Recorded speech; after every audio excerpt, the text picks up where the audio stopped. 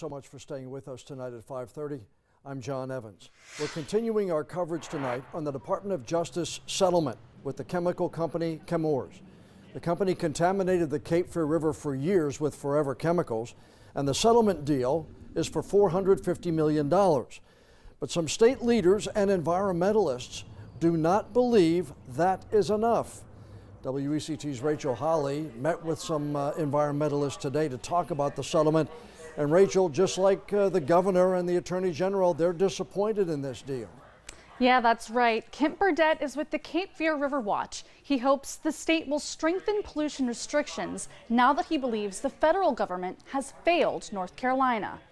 The restrictions could come in the form of the Water Safety Act, which is being backed by Senator Michael Lee. Burdett says the act would keep the entirety of the state safe from forever chemicals like PFAS and make drinking water safe, something he says the federal settlement with Chemours won't do.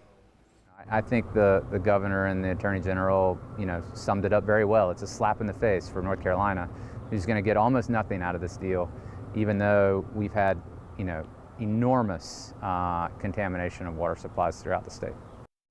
Burdett says despite the settlement, the River Watch will continue to advocate for clean drinking water. That includes meeting with lawmakers tomorrow to support the Water Safety Act. Rachel Holly, WECT News.